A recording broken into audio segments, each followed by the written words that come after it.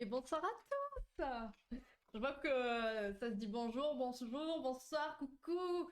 Coucou Nico, Katsu, OC, comment ça va? Bubu, merci pour le lark. Bon, est-ce que vous êtes en forme? Comment se passe ce début de semaine? Et le chat ne marche toujours pas, c'est génial. Hello Nico. Allez, c'est pas grave. Au moins je me rends compte de suite. C'est un bon début, qu'est-ce que vous en pensez? Tac, tac. Allez-y, parlez. Ok, ok. Allez, on va gérer ça très tranquillement. Hein? Voilà. Et coucou, Faye. Bon, du temps que j'essaye de gérer ça encore une fois, racontez-nous votre début de semaine. Comment ça va? Quoi de neuf? Qu'est-ce que vous avez fait de beau? On est quel jour? On est mardi? Oui, on est mardi. On est mardi? Oui, on est mardi. Tout va bien, tout va bien. Demain, c'est le week-end pour moi. Tout va bien se passer. Alors, ah ben ça remarche. Voilà, ça remarche, c'est magique. Je n'ai touché à rien. Ok, super. Travail, ben travail aussi. Beaucoup de travail. Donc c'est trop cool. C'est carrément très cool. Mais du coup, je suis complètement éclatée. Mais c'est pas grave. Demain, c'est le week-end. Donc voilà. C'est compliqué aujourd'hui. J'apprends que mon divorce sera peut-être pas aussi à la vie. Ah, ah. Alors, ça, j'ai du cas clinique aussi dans ce cas-là. La dernière fois, je reçois un couple pour un divorce qui devait se faire à l'amiable et finalement, qu'est-ce qui se passe? Enfin, si t'as envie d'en parler, évidemment. Mais pas cool. Pas cool, pas cool. Qu'est-ce qui se passe? Et toi, tu parais pas trop claqué. Mais oui, mais t'inquiète. Tu sais, les masques, ça existe. Les masques en société. Je vais couper après, je vais être en PLS dans un coin, mais tout va bien. Tu es déjà en week-end, non? Ou alors tu t'as demain matin? Non, non, non, j'ai un rendez-vous demain. Donc je ne suis pas encore en week-end. Non, non, non. Demain matin, du coup, je vais faire tout ce que je fais généralement les vendredis matins, c'est-à-dire préparer toutes les séances prévues pour la semaine d'après, préparer les posts Insta, les citations, tout ça, tout ça. Honnêtement, je ne sais pas si j'aurai le temps de tout faire, mais au pire, je le ferai dimanche. Mais voilà, je vais faire tout ça et après, j'ai un rendez-vous. Et après, on part à l'aéroport. Voilà, voilà, voilà. Et coucou, Amy.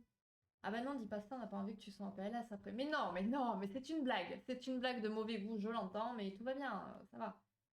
Elle a trouvé un autre mec, donc à la base, on s'était mis d'accord, on va à la maison, et bah ça, c'est rien, mais là, elle commence à me réclamer plein de sous via ça. Voilà. Alors, quand t'as des avocats intelligents, ça se passe comme vous le décidez vous. Et quand il y en a qui sont un petit peu orientés, ils vont essayer d'aller gratter chez l'autre, hein. Donc c'est pas fou. Ok, bon, j'espère que vous allez pouvoir quand même vous entendre. C'est pas top top. Les make-up c'est magique. Ouais, je parlais de masques sociaux, hein, mais pas de maquillage. Mais oui, aussi. C'est quoi cette musique d'ado? C'est Youngblood.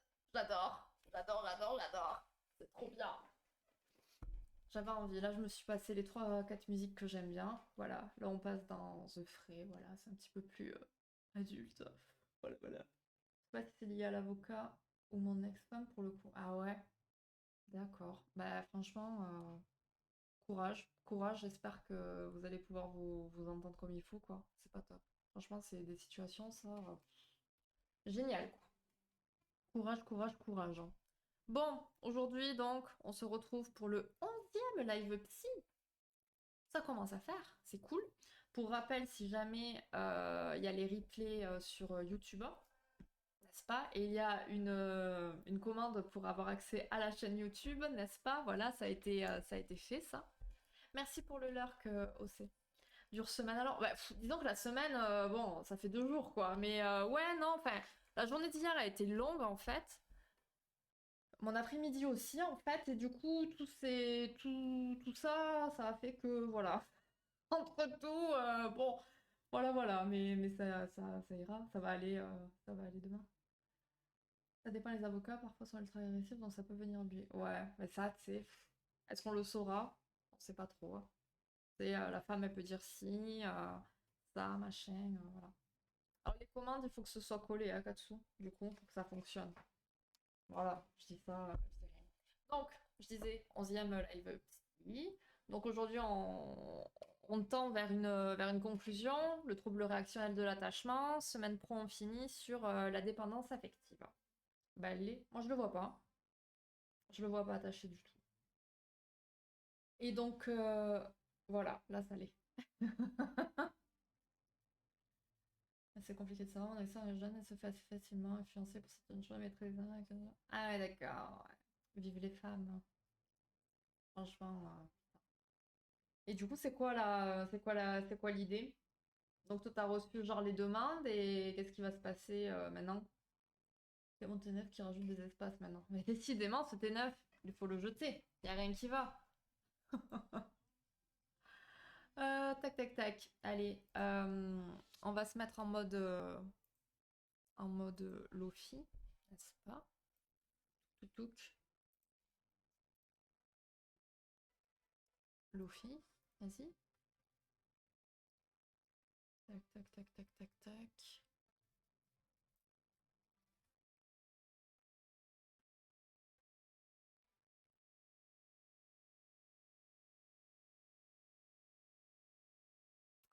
J'ai l'appli qui bug.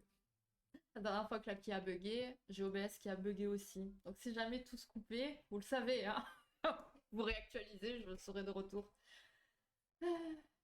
Et coucou Tom, comment ça va? J'ai cherché, mais je peux pas restaurer le dictionnaire intelligent pour paramétrer les armes, même sur PS4, tu peux. Ah ouais? Ah, moi j'avais galéré sur mon tel à le réinitialiser. Mais t'es sûr, t'as cherché un peu dans genre Google qui sait tout pour ton téléphone et tout? Généralement, t'as quand même des solutions. C'est quoi un trouble réactionnel de l'attachement? Ben, c'est le sujet du jour. Donc t'inquiète, tu devrais comprendre à la fin du live. Je vais vous expliquer tout ça. Ouais, ça va, moi ça va bien, merci. J'ai le truc qui a bugué, quoi. Donc là, je coupe. Et puis on va espérer que tout se passe bien. Je vais essayer de comprendre la moitié de ce que tu vas dire. Oui, voilà. Comprendre la moitié, c'est déjà ça, hein. Tac. Allez, on relance. Si ça veut bien. Alors, message de son avocat nous demandant de payer des frais où on s'était mis d'accord en la séparant que ça lui revenait à elle.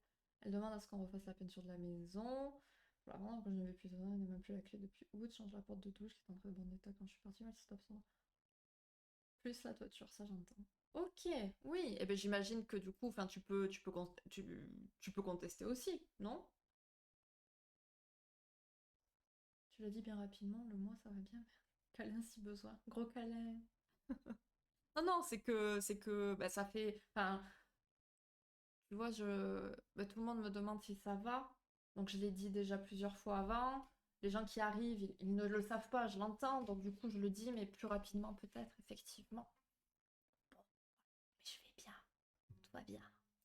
Tout va bien. Alors, du coup, le trouble réactionnel de l'attachement, qu'est-ce que c'est? Genre, je suis en basket, viens me faire un câlin et voilà, c'est tout, hein? Moi, bref, voilà.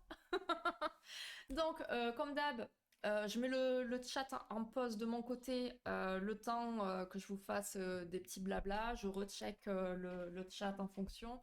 Voilà, on va faire un petit va-et-vient entre les deux, histoire que je perde pas mon fil non plus. Je vais juste lire là du coup cette histoire. Ben, on va en parler avec notre avocat, mais du coup ça sera plus un divorce amiable, ça finira sûrement devant le juge. Je comprends, ça fait chier, mais dans ce cas, bah voilà, elle a des demandes supplémentaires, et ben faudra peut-être passer par là, du coup. Aussi, mais du coup, c'est relou, plus long, mais il faut qu'à la fin les deux aient pas l'impression d'avoir fait carré. Oui, oui, oui, mais quand ça commence à faire des réclamations là comme ça, bah, malheureusement, il faut bien y aller, quoi. Faut pas se laisser faire non plus, quoi. Sinon, moi, je serai là. Je suis pas à Nice, hein. Pas encore. Ouais, c'est l'objectif. J'aimerais avoir mes parents qui gèrent la chose aussi. Ah ouais, carrément. Bon, bah c'est cool. C'est cool, c'est cool. Donc, c'est parti, hein. C'est parti, c'est parti.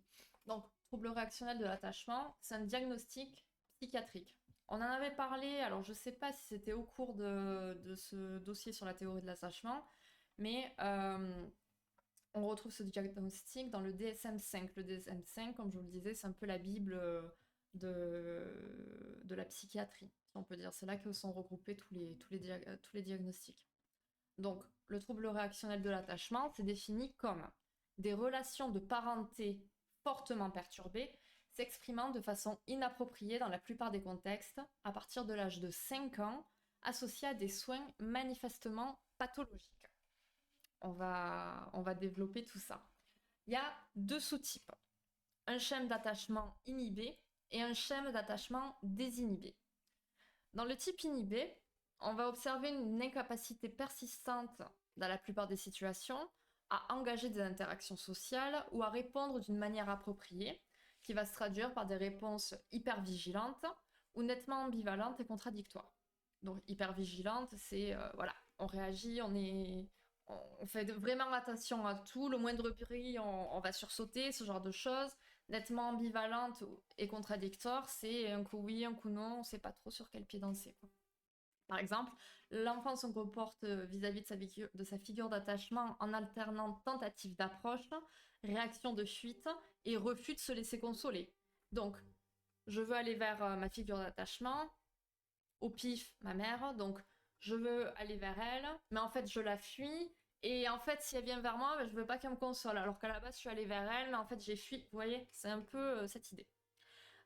Donc là c'était le type inhibé. Dans le type désinhibé, les liens d'attachement ils sont diffus.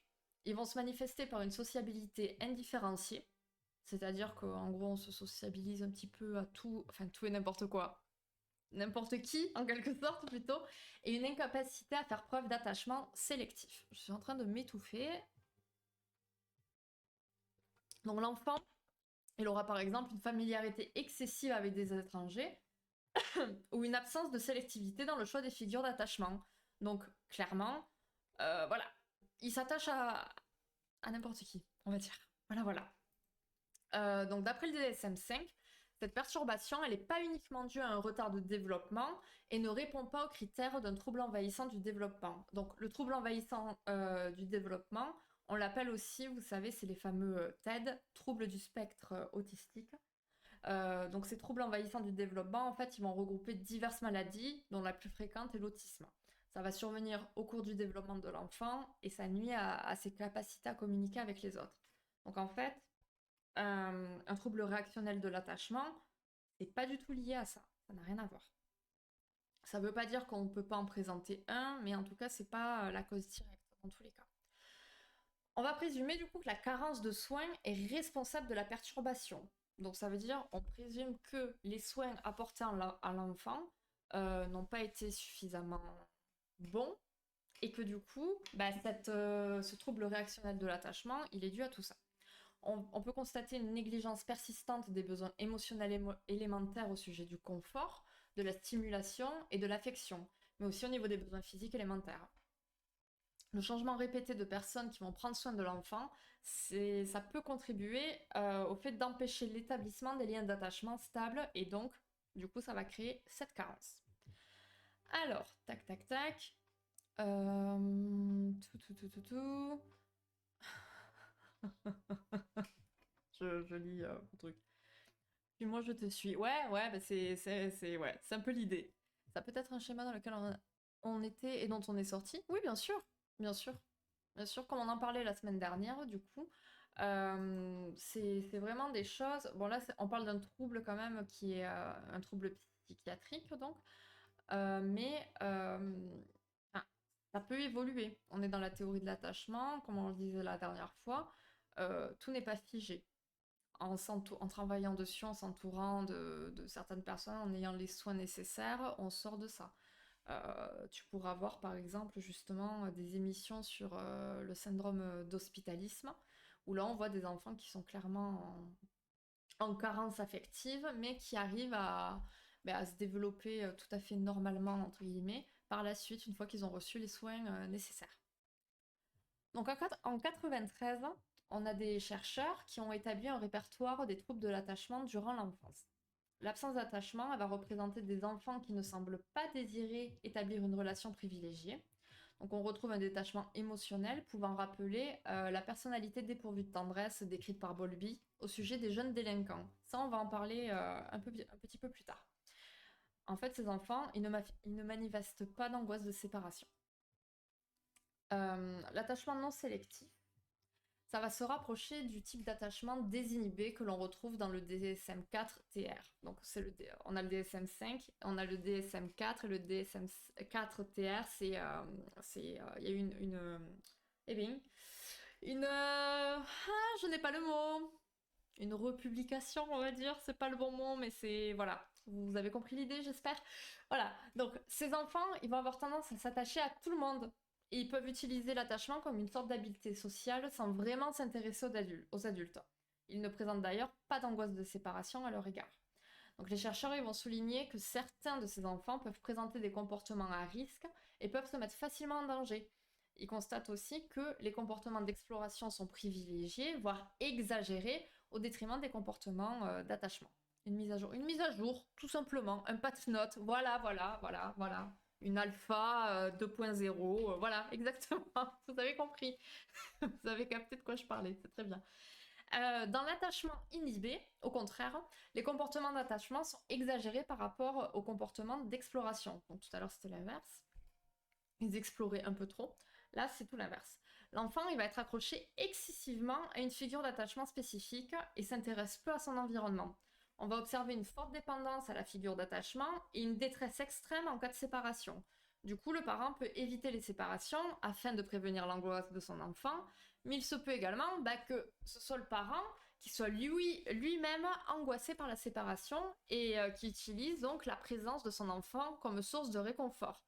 Cercle vicieux, on n'est pas bon. Et ça, honnêtement, on le voit souvent. Ces parents qui ont trop peur de lâcher leur enfant, qui les empêchent en fait, par peur qu'il leur arrive quoi que ce soit, qui les empêchent d'explorer. Or, on l'a vu plein de fois.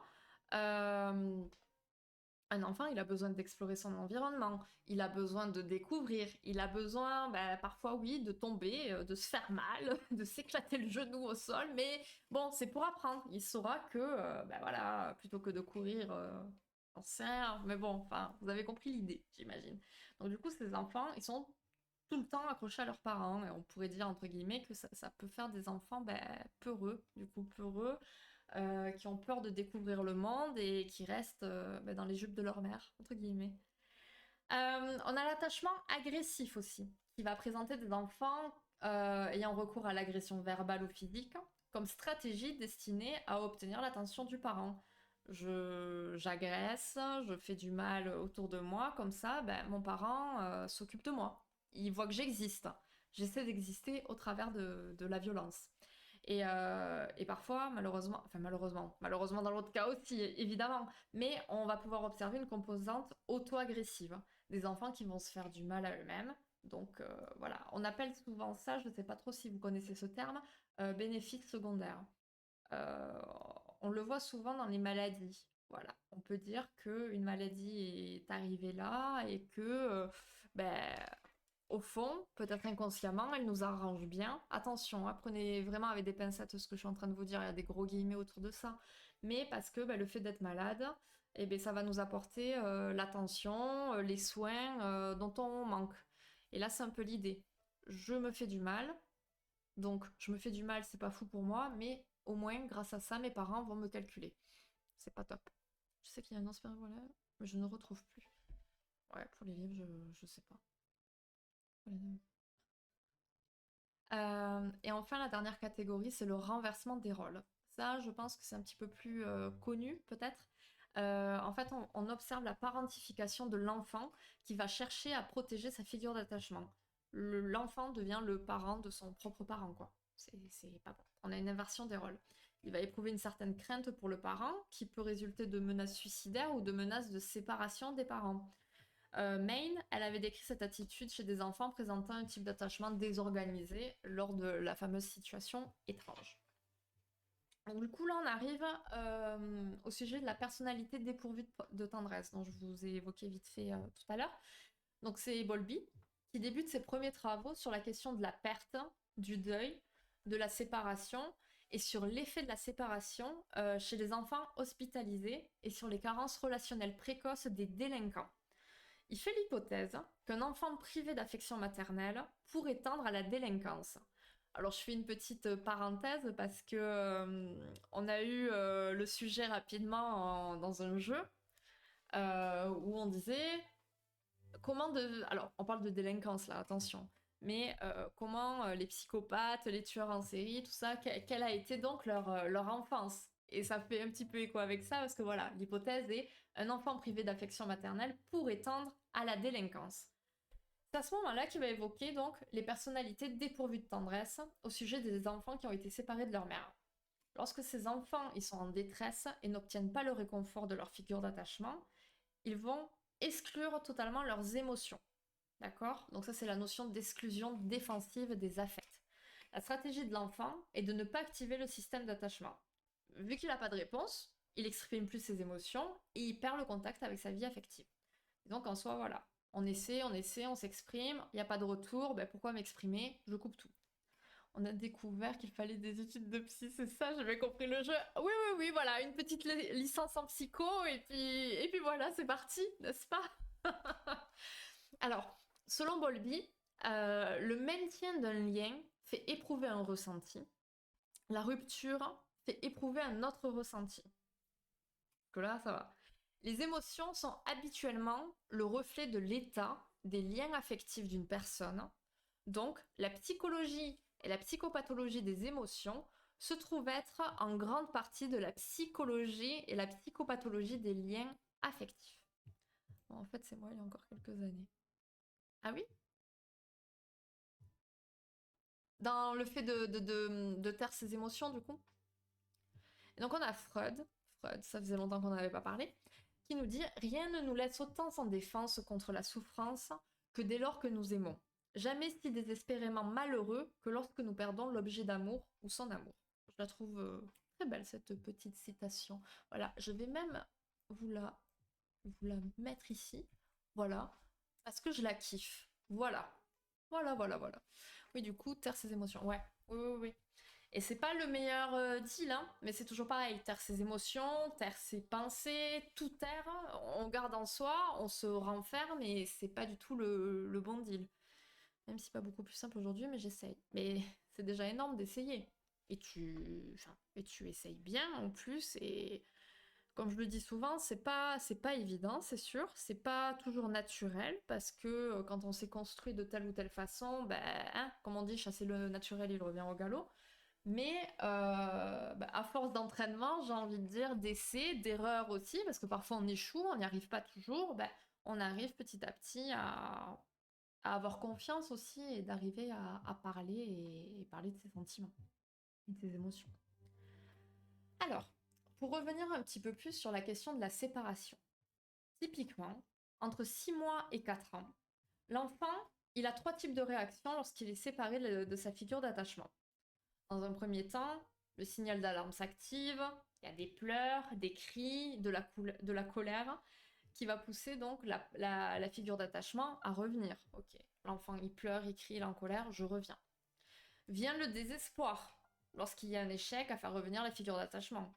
L'enfant, il est dans un état d'impuissance. Il pleure, il est en colère, et il n'y a personne qui vient. Désespoir.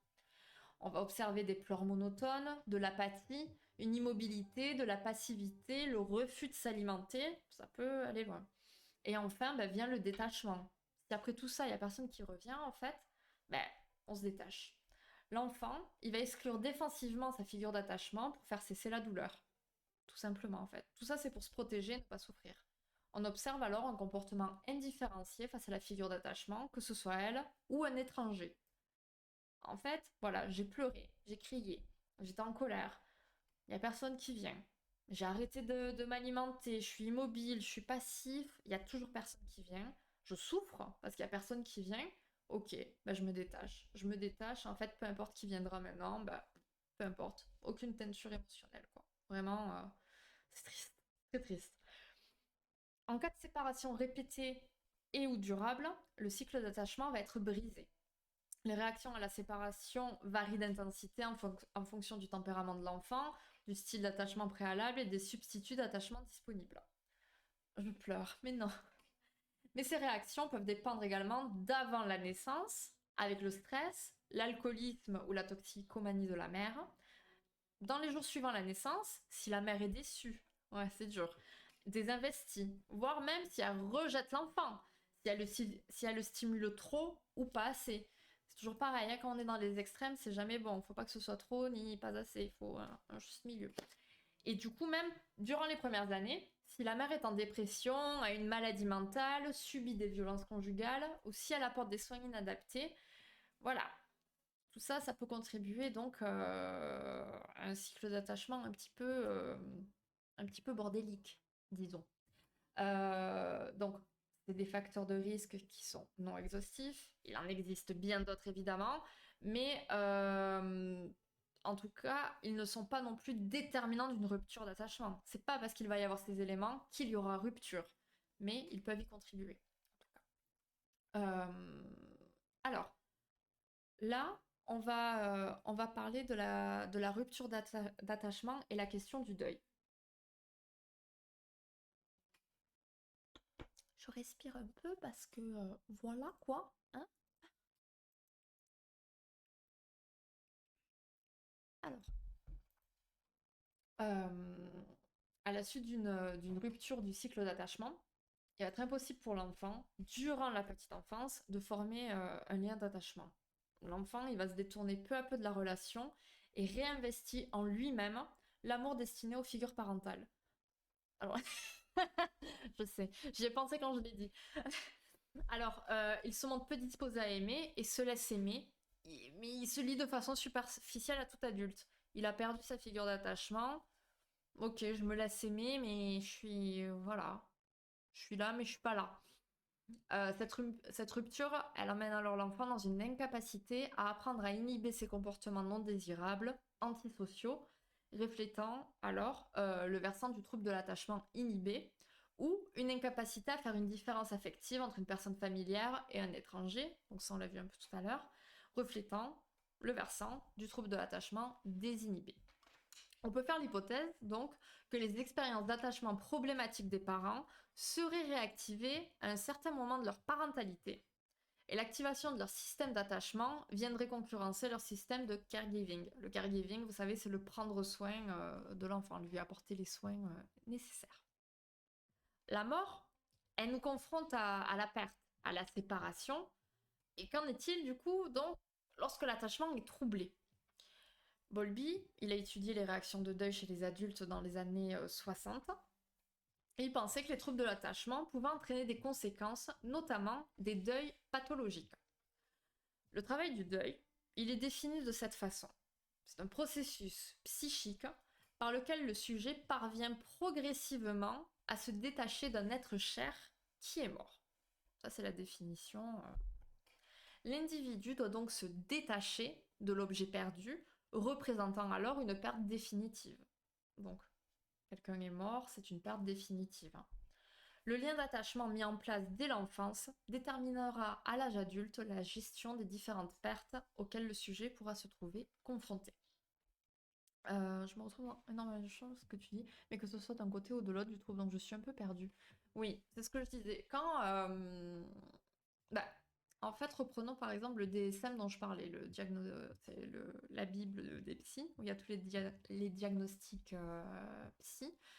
Euh, comment dire? C'est comme un peu un inventaire de troubles, de symptômes, dans lesquels tu peux te retrouver en fait partout. Donc c'est assez... c'est le bordel, clairement. Enfin, je veux dire, tu prends le DSM, je vais te prendre n'importe quel trouble. Ah ouais, ça me parle, ça me parle, ça me parle. Bon, voilà. C'est pour ça que, ok, là, il y a plein de choses qui peuvent vous parler et c'est normal parce qu'on se retrouve toujours dans plein de choses. Mais l'important, comme je le répète souvent, c'est pas de se mettre dans des cases. Ah ben moi je suis plutôt désinhibée, moi inhibée, moi dysfonctionnelle, moi sécure. C'est pas l'idée. L'idée, c'est de se dire, ok, bah, moi, je ressens, j'ai une problématique au niveau de la perte, au niveau de l'attachement aux gens, je me détache, j'y vais, je repars. Enfin, admettons, peu importe, et de travailler sur ça, de travailler sur l'histoire de vie, de travailler vraiment au cas par cas. Là, c'est vrai que quand on parle comme ça va être du général, du scientifique, n'est-ce pas? Parce qu'on se base sur des études, sur des tests qui ont été effectués, des recherches. Donc c'est assez général, c'est une moyenne, toutes ces choses-là. Donc, c'est comme, ça me fait penser par exemple, moi je travaille avec la thérapie des schémas, on y reviendra si nécessaire. Et donc, l'idée, c'est de trouver des schémas qui sont dysfonctionnels chez les personnes. Et quand on découvre un peu le contenu de ces schémas, c'est comme là. C'est alors, celui qui a le schéma d'abandon, ben, il a vécu ça, il a vécu ci, il a eu des parents comme ci, comme ça. Et on fait le point avec les patients de se dire, ah ben ouais, ça me parle, mais ça par contre pas du tout. Ok, ok, allez, on fait le point, et après on se base sur les éléments recueillis avec le patient, simplement. Et c'est impossible de se détacher de ça, si. Alors de se détacher de quoi? Mais en soi, si, avec du travail, avec une compréhension de l'origine de la problématique, du deuil. Ah, alors, quelle est ta question du coup? Mais c'est impossible de se détacher de ça, de se détacher du deuil. Le DSM-5, je connais pas mal. De réputation. Oui, tu m'étonnes. J'imagine. Oui, puis il peut y avoir deux, trois points en lien, mais c'est pas ça seulement, ça qui est final, c'est un ensemble. Exactement, c'est un ensemble. Oui, oui, oui, oui. Euh, Alors du coup, bah, Nico, je te laisse faire ta question, histoire qu'elle me monte un peu plus facilement au cerveau, et je finis, parce que de toute façon, il ne reste qu'une petite partie. Klein, Klein, donc Klein, on l'avait vu au tout début des lives psy, quand on l'avait confronté aux idées de Freud. Donc en 2024, elle disait que un individu qui échoue dans son travail de deuil, c'est un individu qui n'a pu établir, durant son enfance, de bons objets internes afin de se sentir en sécurité dans son monde intérieur. Elle évoque la position dépressive infantile non surmontée par le sujet, et Freud parle de la capacité d'auto-transformation. Alors, il dit, le deuil confronte le sujet à l'absence de retour possible. Ok, c'est un fait. Le deuil confronte le sujet à l'absence de retour possible. C'est ce qui se passe quand on est dans le deuil. On a perdu quelqu'un, car il est mort, il ne reviendra pas. Donc on est confronté à cette réalité. Est-ce que cette réalité est entendable? L'objet disparaît définitivement donc de la réalité. Il est mort ou perdu. Le travail psychique engagé implique un processus d'identification, de transformation du moi, tel qu'il intègre certaines qualités de l'objet disparu. Donc là, il dit que quand on a perdu quelqu'un, que cet objet est donc mort ou perdu, on va s'identifier à cette personne, on va transformer notre moi en se... Comment dire? On adore la psycha. Tout en faisant, attention, hein, là on a du niveau, on fait un copier-coller entre la personne qu'on a perdue et nous-mêmes. Et donc c'est comme ça qu'on l'intègre. Les caractéristiques de l'objet perdu font désormais partie du sujet. Le sujet devient un peu comme ce qu'il a perdu. Il va se produire le même phénomène qui permet à l'enfant de devenir autonome lorsqu'il s'approprie les qualités de l'objet qui lui sont nécessaires. Se nourrir lui-même, être propre, se caresser. Voilà, il y a ce phénomène d'identification à l'adulte, par mimétisme aussi, par exemple, quand l'enfant grandit. Il fait pareil que son parent. Lui fantasmer? Lui fantasmer? De quoi? De quoi tu parles? Parce que j'ai pas... J'ai parlé de fantasme? Pourquoi pas? Je sais pas. Et coucou Eliana, ça va mieux ou pas? Donc l'individu, il soigne les pertes inévitablement subies par le moyen de ses capacités d'auto-transformation. Pour passer le deuil, il va mettre en place du coup ces fameuses stratégies, intégrer un petit peu cette personne perdue pour l'avoir en soi, en quelque sorte, et passer au-delà de tout ça. La douleur ressentie lors d'un décès ne serait pas alors une douleur de séparation, mais une douleur d'attachement. Il y a Fauré, en 2012, qui a une théorie selon laquelle le travail du deuil serait un processus amenant l'individu à s'attacher différemment aux proches disparus. Alors ça, je ne sais pas ce que vous en pensez, j'aimerais bien avoir votre avis. Et cette notion permet alors de penser à une continuité et non à un arrêt brutal. Elle permet au sujet de donner du sens à sa tristesse. C'est-à-dire que certes, la personne a disparu, mais il n'y a pas d'arrêt brutal de l'attachement. On n'est plus du jour au lendemain attaché à cette personne, même si elle est partie. On y est toujours attaché, mais différemment. Voilou, voilou. En gros, tu essayes de correspondre à une vision idéalisée de la dite personne. Oui, c'est un peu ça l'idée, effectivement. Parce que tu as perdu cette personne et donc tu vas t'y identifier sans forcément que ce soit idéalisé, mais ça peut aussi, effectivement. Et on va intégrer en soi en fait, ses qualités, ses choses pour continuer à la faire vivre en nous, en quelque sorte. 39 de temps. Oh là là. 38. Bon. Eh ben, courage. Parler comme si elles étaient toujours là. Alors, enfin, ça dépend ce que tu entends par là, du coup, mais c'est vrai que comme si elle était toujours là, je ne sais pas, du coup, hors contexte, je ne sais pas trop ce que tu entends par là, mais c'est ben, ne pas considérer que la personne est perdue pour toujours, mais et que du coup on n'y est plus du tout attaché, il n'y a plus de lien d'attachement, ça n'existe plus, mais plutôt se dire que voilà, on a un attachement qui est différent, qui n'est plus bah, peut-être dans la réalité, qui est peut-être un peu plus bah, spirituel, d'une certaine façon peut-être, mais voilà. Dans ces deux parents, vu qu'il y a des notions de transmission, du coup ça peut être aussi négatif si on s'oublie, j'imagine. Si on s'oublie dans quel sens? Qu'est-ce que tu veux dire par là du coup? Quand c'est un parent, vu qu'il y a des notions de transmission, du coup, ça peut être aussi négatif si on s'oublie. Ouais, reformule-moi un petit peu ça, parce que je suis sûre qu'il y a une idée très intéressante derrière ça, mais je sais pas, je suis pas connectée là. J'ai vécu un deuil très petit dont j'ai le souvenir, qui m'a particulièrement marqué. Par mon premier deuil, je connaissais très mal cette personne, une arrière-grand-mère, et pourtant j'ai pleuré pendant des jours, et je pense en avoir toujours pas fini, comme il faut. Donc pas de lien d'attachement, et pourtant fortement touchée. Ah oui, bah ça, alors ça c'est autre chose aussi, hein. Attention. Mais, oui, alors c'est intéressant parce que du coup, tu dis donc très petit, donc parce que c'est vrai que quand on est petit, c'est rare quand même de vivre des deuils. Ça arrive bien sûr, mais c'est rare. Et ça aurait pu être ton premier, mais c'est pas le cas non plus. Et en plus, cette personne, tu la connaissais très mal. Donc ça peut être intéressant d'essayer de creuser pourquoi ça t'a touché à ce point. Qu'est-ce que c'est venu toucher en toi? Une arrière-grand-mère en plus? Bon, c'est pourquoi quoi? Qu'est-ce qui a pu se passer? Ça peut être intéressant de creuser. J'ai perdu mes parents et ça a été super compliqué. Du coup, de temps en temps, je leur parle comme s'ils étaient là pour leur raconter ce qui se passe. Ils sont entre guillemets au courant de ma vie. Mais carrément, mais alors ça, je trouve ça top. Je trouve ça bien parce que bah, ça te permet, toi, bah, voilà, de poursuivre ce lien.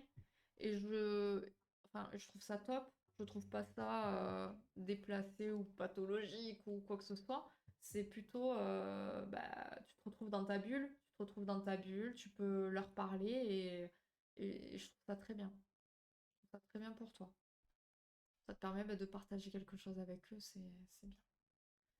Si on fait les choses parce que c'est ce que la personne attendrait de nous, même si elle est plus là, pour justement continuer. Ouais, ok, j'ai compris. Oui, oui, oui, oui. En gros, continuer. Alors attends, du coup, je reprends ta question parce que je sais plus c'était quoi.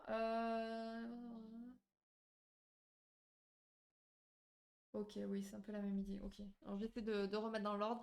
Euh... Quoi, c'est quelque chose que tu fais du coup, Katsu? Mais effectivement, ça arrive souvent, c'est quelque chose d'assez fréquent, j'allais dire. Euh, bah, ou genre, voilà, le parent vient de mourir, ah ben il faut que je fasse ça parce que c'est ce qu'il voulait pour moi, il sera fier de moi, là là là là là là là. Voilà, ça c'est un comportement qu'on retrouve fréquemment. Mais c'est comme quand la personne bah, n'est pas décédée en soi. Il faut faire les choses pour soi, pas selon les envies, les besoins de qui que ce soit. Priorité à soi et ensuite on réfléchit à ce que veulent les autres, en quelque sorte. J'essaie de chercher un peu intéressé, mais j'ai pas trouvé de réponse. Ok, d'accord. C'est dommage. Peut-être qu'un jour tu auras la réponse, peut-être qu'un jour ça te sortira, tu diras ah mais ouais, c'est ça en fait. Mais c'est intéressant, je trouve. Parce que quand il n'y a pas eu bah, plus de liens que ça, finalement, c'est vrai que ça pose question, c'est intéressant. Peut-être qu'un jour, tu sauras. Du coup, voilà, voilà. Bon, si jamais bah, voilà, vous avez des questions ou des commentaires encore, n'hésitez pas. Là, semaine prochaine, du coup, et je sais pas si je vais le faire lundi ou mardi, je sais plus. Oula, oula, non, pas du tout. Ça sera mardi, encore une fois. Je pense qu'en fait, on va décaler le live psycho au mardi, parce en ce moment, voilà quoi. Mais pas faux. On verra, on verra. Bon, en tout cas, mardi prochain, ça sera encore live psy. Lundi, ça sera pas possible. Et on parlera de dépendance affective, d'addiction, de quoi d'autre? Ouais, d'addiction, de la notion d'emprise aussi. Notion très, très, très, très importante. Enfin, ça, c'est la partie presque que je préfère le plus, entre guillemets. Parce qu'en fait, c'est quelque chose qui touche énormément de personnes. Je dis pas que le reste, non, hein. Mais j'ai presque envie de dire c'est d'actualité aussi. Donc voilà, quoi. Ça va être très intéressant pour clôturer ce super dossier. Ouais, on aura fait 7 lives, 6 lives, 6 lives sur le sujet quand même, donc un peu lourd. Attends, moi je vais éviter de rejeter mes projets CD. Mais non, mais t'es une mauvaise langue, Katsu, j'annonce rien du tout. On a live semaine prochaine, mais mardi. Parce que lundi prochain, je vais finir tard encore. J'adore mes lundis en ce moment. C'est... J'adore commencer ma semaine comme ça. Non, mais c'est pour la bonne cause, c'est bien. Mais du coup, oui, effectivement, tu le sais, t'en es conscient, t'as le mauvais réflexe d'essayer d'agir selon l'envie des autres. Donc, oui, déjà, ne te rajoute pas des personnes. Après, j'ai quand même eu une période difficile. Je parle à la personne, je sortais plus, j'ai plus mon moment, j'ai eu un déclic et j'ai continué à avancer. Leur parler, leur raconter ma vie. Peut-être ça qui t'a aidé aussi à te sortir de là. Après, attention, le deuil, on le vit tellement tous différemment. On aura sûrement un live à ce sujet, parce qu'on parle, vous savez, des étapes du deuil, tout ça, tout ça. Euh, il faut bien comprendre que ces étapes-là, elles sont là un peu pour nous guider, mais on n'est pas obligé de les suivre déjà dans l'ordre, on n'est pas obligé de passer par toutes les étapes qui existent, et elles peuvent prendre plus ou moins de temps aussi.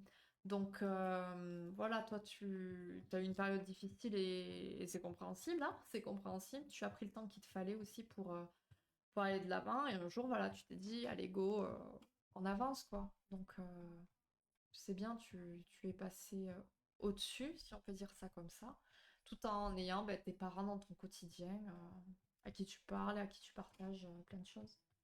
Je parle pas d'addiction, je vais encore plus. Oh mais non, oh mais faillit, je veux pas qu'ils te rendent mal ces lives, hein. Si c'est difficile pour toi, en vrai, enfin, soit ne viens pas, mais sinon, enfin, choisis vraiment les sujets, hein. L'idée, c'est pas de vous mettre à mal non plus, évidemment, c'est de pouvoir essayer de vulgariser certains concepts, de pouvoir en parler, échanger à ce sujet, mais évidemment, si c'est difficile pour vous, vous faites pas du mal, quoi.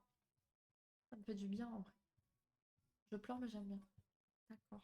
Bon, ça va. Bon, gros câlin sur toi. L'emprise dans les cas de violence conjugale, sujet ultra compliqué à faire comprendre à certains. Oula, oui, ah bah oui, carrément, carrément. Et dans les deux sens. Dans les deux sens, hein. Euh, tant mieux alors si c'est pour le travail. Oui, oui, oui, oui, bien sûr, bah oui, oui, oui. Moi aussi, j'essaie de faire mieux. Mais tu essayes, et essayer déjà, c'est déjà énorme, comme je te le répète à chaque fois. Et il faut bien se dire que parfois, ben, on n'y arrivera pas toujours, et c'est pas grave. Si tu n'y arrives pas aujourd'hui, ben, tu y arriveras peut-être demain. Et puis, comme je dis souvent, en consulte, il faut faire des petits pas. On ne se met pas en échec, en situation d'échec, on commence par petites choses. Voilà. Comme ça, on se met dans des situations ben, qui vont plutôt nous réussir. Ça nous fait du bien, on est content, et on avance petit à petit. Mais c'est ça qui compte, c'est d'avancer petit à petit à son rythme. Et si parfois bah, ça bloque ou ça régresse, c'est pas grave. Il y a du chemin qui a été parcouru depuis. Donc il faut s'en féliciter. Et pleurer n'est pas toujours négatif. Et carrément, carrément. Ça, je suis bien d'accord avec toi. Ça, c'est un truc qu'il faudrait l'afficher partout, je crois. Sans donner une tête, j'ai perdu quelqu'un et j'ai plus de haine pour la personne maintenant que de son vivant. D'accord, ok. Bah ouais, ça c'est une réaction qui peut arriver aussi, hein, effectivement. Ça après, bah, les sentiments, selon les gens, les personnes, c'est de l'aléatoire, hein, toujours. Et puis on sait pas non plus comment on va réagir au moment où, quoi. Et la question du deuil, c'est compliqué, hein.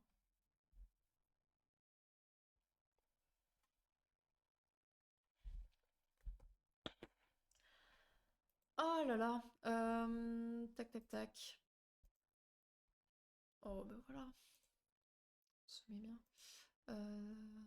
Tac.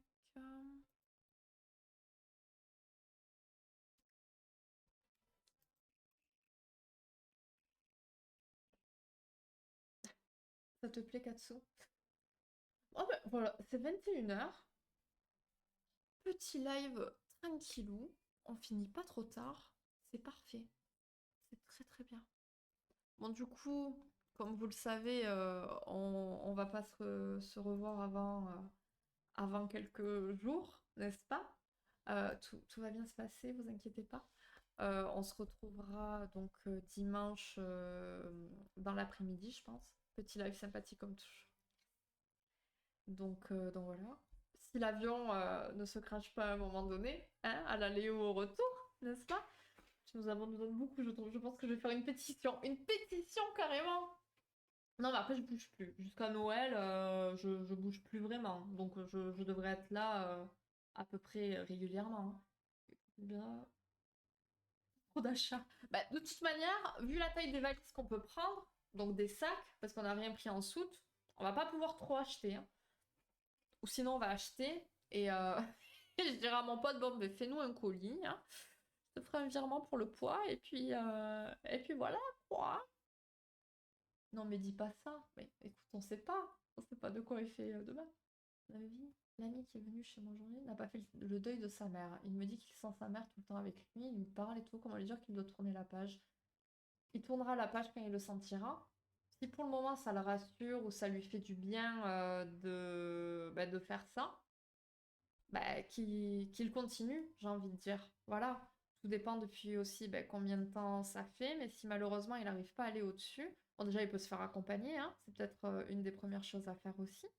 Mais ça c'est très personnel aussi, hein. On traverse le deuil comme on peut et comme on veut aussi. Et coucou Illy, Warlord, vous arrivez sur la fin. J'espère que vous allez bien.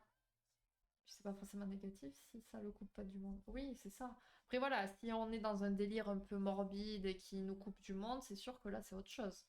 Mais voilà, on traverse comme on peut.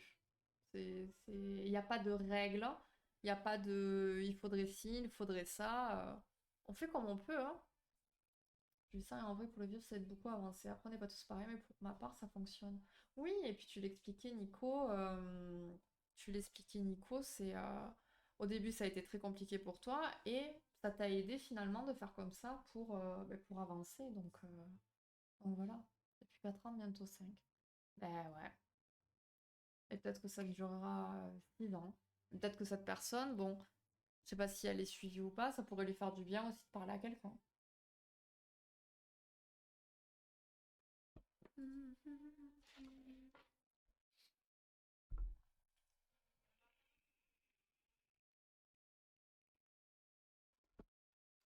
Bon, du coup, on a qui?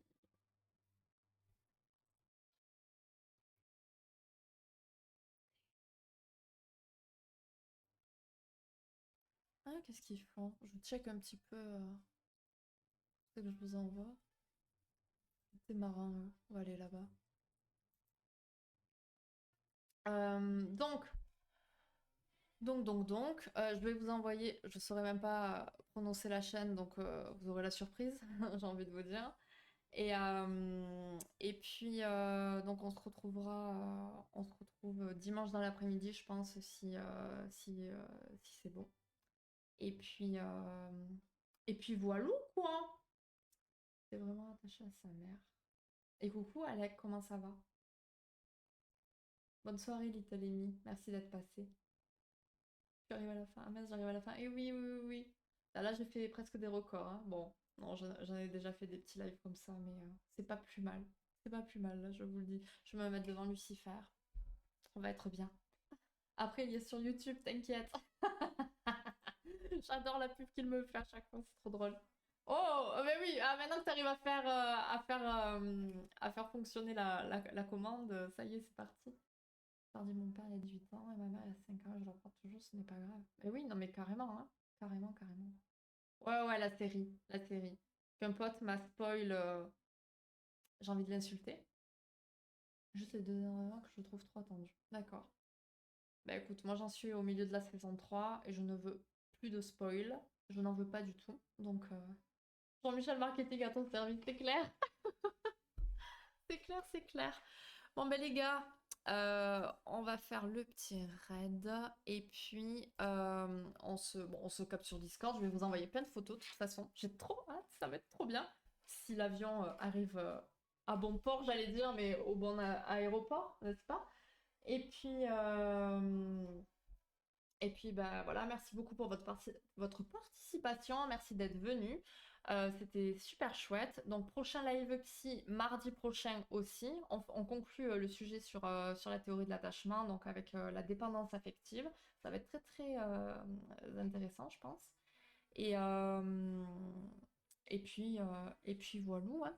Je pars demain après-midi. Demain après-midi. Donc si demain soir vous n'avez pas de nouvelles, inquiétez-vous. Je vous fais plein de bisous. À très vite. À très très vite.